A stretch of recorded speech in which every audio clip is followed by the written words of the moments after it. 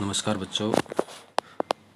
आज हम अपना तीसरा अध्याय है नीति के दोहे रहीम, तो उसका अध्ययन करने जा रहे हैं, उसकी शुरुआत करने जा रहे हैं।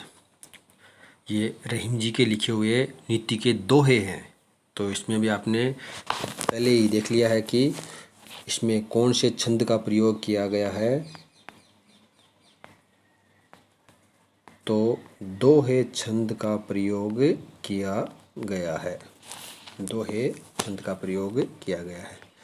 अब देख लो रहीम जी का थोड़ा जन्म और मृत्यु। रहीम जी का जन्म सन 1556 ईस्वी लाहौर में हुआ था। लाहौर वर्तमान में कहाँ पर है? पाकिस्तान में, लाहौर में हुआ था। इनकी कर्म भूमि थी दिल्ली, जन्म हुआ था लाहौर में। और मृत्यु सन 1626 ईस्वी में मृत्यु हुई आगरा में। लेकिन अपने जीवन काल में ही उन्होंने अपना मकबरा बना लिया था दिल्ली में, तो इन्हें दिल्ली में दफनाया गया था। मृत्यु हुई थी आगरा में। अब देखो, आपने अकबर का नाम सुना है, तो अकबर के संरक्षक बैरम खां का नाम भी सुना होगा। तो ये रहीम जी हैं, अब्दुल रहीम खान खाना इनका पूरा नाम था। तो ये अकबर के संरक्षक बैरम खां के पुत्र थे। बैरम खां के घर पर इनका जन्म हुआ था। अब देखो, शुरू करते हैं। रहीम का पूरा नाम अब्दुल रहीम खान खाना था। इनके पिता बैरम खान ने मुगल बादशाह हुमायूं की मृत्यु के बाद अकबर के संरक्षक का दायित्व निभाया था। अकबर के संरक्षक एज ए गार्जियन बन रह करके और उसका राजकार्य में सहयोग की थी। आपने पढ़ा होगा, सुना होगा कि जब अकबर राजगद्दी पर विराजमान हुए थे तब उनकी आयु 13 वर्ष के लगभग थी। तो उनके संरक्षक के रूप में बैरम खां थे और ये बैरम खां के पुत्र थे अब्दुल रहीम खान खाना। रहीम बचपन से ही साहित्य प्रेमी और बुद्धिमान थे। साहित्य प्रेमी और बुद्धिमान। उन्हें अपने माता पिता से वीरता, राजनीति, दानवीरता और काव्य जैसे गुण विरासत में मिले। तो आपने ये तो देख लिया कि बैरम खां के पुत्र थे और बैरम खां एक मूल रूप से सिपाही थे, सैनिक थे, सेनापति थे। तो उन्हें एक स्थान से अनेक स्थानों पर अनेक युद्ध यात्राएं करनी पड़ती थी। तो उनके साथ ही बैरम खां भी रहते थे। तो रहीम जी का अधिकांश जीवन युद्ध यात्राओं में, सैन्य संचालन में बीता। अपने जीवन में अनेक उतार चढ़ाव देखे। जब अब्दुल रहीम 5 वर्ष के थे तभी इनके पिता की और हत्या कर दी गई थी। तो अपने पिता के साथ राजकार्य में भी रहे। अपने पिता का ये बचपन में मृत्यु भी इन्होंने देखे। तो अनेक जीवन में उतार चढ़ाव देखे। इनके पिता की मृत्यु के बाद में अकबर ने इन्हें अपने धर्मपुत्र के रूप में ही पाला था, दिल्ली बुला करके और अपना धर्म का पुत्र मान करके और अब्दुल रहीम खान खाना का लालन पालन किया था। रहीम का व्यक्तित्व बहुत प्रभावशाली था। वे सामंजस्यवादी थे। देखो ये शब्द है सामंजस्यवादी।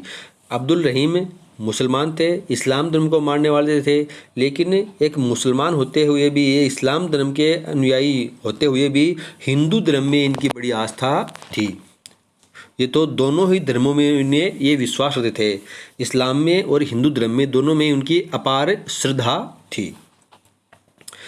श्री कृष्ण के प्रति भी इनकी अथाह श्रद्धा थी। श्री कृष्ण के प्रति भी अपने काव्य में रामायण, महाभारत, पुराण और गीता जैसे ग्रंथों के कथानकों एवं पात्रों का बखूबी उल्लेख किया है। अपने जिन्होंने काव्य लिखे उन काव्यों में उनके पात्र में जो मुख्य भूमिका निभाते हैं, नायक बोलते हैं, कहानी में नायिका बोलते हैं। तो जो हिंदू काव्यों में, हिंदू ग्रंथों में जो कथानक थे, जो पात्र थे, उनका वर्णन इन्होंने अपने साहित्य में भी किया है। तो इसका मतलब यह है कि इन्होंने हिंदू धर्म के साहित्यों, ग्रंथ का भी खूब अध्ययन किया था। इनके काव्य में नीति, भक्ति, प्रेम और श्रृंगार का सुंदर समावेश मिलता है। नीति के दोहे, देखो अपने पाठ का नाम ही क्या है? नीति के दोहे। तो नीति की शिक्षा दी है, भक्ति, ये कृष्ण भक्त थे, और प्रेम और श्रृंगार का सुंदर समावेश, मिश्रण मिलता है इनके दोहों में, इनके काव्यों में। रहीम को दोहा, सोरठा, बैरवे और सवैया, ये छंद हैं अलग अलग। में विशेष महारत हासिल थी। तो दोहा में, सोरठा में, बैरवे और सेवैया, ये 4 छंदों में इन्हें विशेष महारत, दक्षता, पारंगत थे।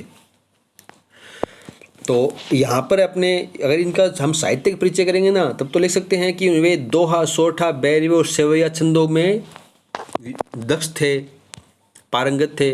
लेकिन यदि हम इनके व्याख्या करेंगे तो आगे जो इनके अपने दिए गए हैं वे सब दोहे हैं। तो अगर व्याख्या में करेंगे ना, तब तो दोहा छंद का प्रयोग किया है, तब तो सिर्फ एक ही छंद लिखेंगे, दोहा छंद। अपने पाठ्यक्रम में सिर्फ दोहा छंद का प्रयोग किया है। और अपने साहित्य में इन्होंने सोरठा, बैरवे और सेवैया, इन छंदों में का प्रयोग कुशलता से किया है। इनकी प्रमुख कृतियाँ हैं दोहावली, बैरवे नायिका भेद, रास पांचाध्यायी, मदनाष्टक तथा नगर शोभा, ये इनके प्रमुख ग्रंथ हैं।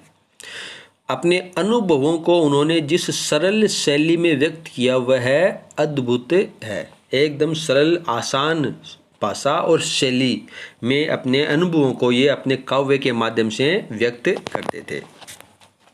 तो ये तो उनका हो गया साहित्यिक परिचय और जीवन परिचय, अब्दुल रहीम खान खाना का साहित्यिक और जीवन परिचय।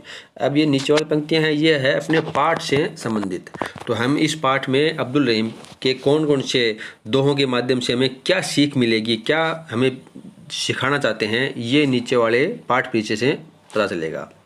प्रस्तुत पाठ में चयनित रहीम के दोहों द्वारा हमें परोपकार, दूसरों पर उपकार, सज्जनता, पर दुख कातरता यानी दूसरे के दुख को महसूस करना, स्वाभिमान एवं लोक व्यवहार की सीख मिलती है। दीनों पर मतलब गरीबों पर, दिन और दीन अलग अलग होते हैं ना, दिन तो दिवस और दीन मतलब गरीब, छोटी बड़ी मात्रा का फर्क होता है। तो दीनों पर दया करने वाले दीन बंधु अर्थात भगवान के समान होता है। जो गरीबों पर दया करता है वही दीन बंधु भगवान के समकक्ष होता है। मांगने से मनुष्य की महत्ता घटती है, किसी से मांगना नहीं चाहिए, मांगने से उसका ही महत्व घटता है। उत्तम स्वभाव वाले मनुष्यों को कुसंग दुष्प्रभावित नहीं करती हैं। जिनका स्वभाव अच्छा होता है, उत्तम स्वभाव के होते हैं, वे बुरे व्यक्ति के साथ रहकर भी अपने स्वभाव को निर्मल बनाए रख सकते हैं। सज्जन परोपकार के निमित्त ही संपत्ति का संग्रह करते हैं। जो सज्जन व्यक्ति होते हैं वे दूसरों पर उपकार करने हेतु परोपकार के लिए ही अपनी संपत्ति का एकत्रित करते हैं, संग्रह करते हैं। धनी पुरुष निर्धन होने पर अपने अतीत की चर्चा ऐसे करते हैं जैसे अश्विन मास के जल विहीन बादल गरजते हैं। जो धनी पुरुष होते हैं और वे निर्धन हो जाते हैं बाद में, तो वे अपने अतीत के बीते हुए समय की चर्चा करते रहते हैं। जैसे अश्विन माह के बादलों के बारे में विशेषता ये है कि वे बादल गरजते तो खूब हैं लेकिन बरसते नहीं हैं। खूब गर्जना होती है ज़ोरों से, लेकिन उनमें वर्षा के लिए पानी नहीं होता, बरसते नहीं हैं। तो इसी प्रकार उन धनी पुरुषों की तुलना अश्विन माह के बादलों से की है जो सिर्फ गरजते रहते हैं, बरसते नहीं हैं। तो उनके पास धन नहीं होता है, अपने अतीत की चर्चा करते रहते हैं। अच्छे लोगों के रूठने पर उन्हें मना लेने चाहिए। जो अच्छे लोग होते हैं ना, उन्हें मना लेना चाहिए। आँख से निकलने वाले आंसू घर भेदी की तरह हमारी व्यथा को जग जाहिर कर देते हैं। ये भी एक सीख दी है कि आँख से निकलने पर आंसू, जिस प्रकार घर का भेद सारे दूसरों को बता देता है, उसी प्रकार हमारे जो हृदय का भेद है, मन का भेद है, वे आंसू व्यक्त कर देते हैं। काम पड़ने व काम निकलने पर लोगों का व्यवहार भिन्न भिन्न होता है। यानी काम निकलने से पहले मनुष्य भिन्न प्रकार का व्यवहार करता है और काम निकल जाने के बाद यानी काम हो जाने के बाद में उसके व्यवहार में अंतर आ जाता है। तो इस प्रकार ये अपने कुछ दोहे हैं जिनका मूल भाव हमने इस पाठ परिचय में ये पढ़ लिया है। तो आज का आपका होमवर्क है कि ये अब्दुल रहीम खान खाना का सिर्फ जीवन परिचय कर लेना है।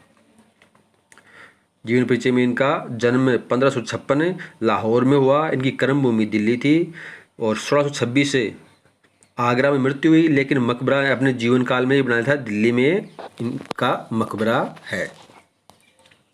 इनके पिता का नाम लिख देना। और अकबर ने इनका संरक्षक के रूप में दायित्व निभाया था और इनकी कुछ पुस्तकों का नाम लिख देना, पुस्तकें वाले इसमें है। तो ये इनका जीवन परिचय हो जाएगा। तो आप इसका जीवन और साहित्यिक परिचय कर लेना है। धन्यवाद।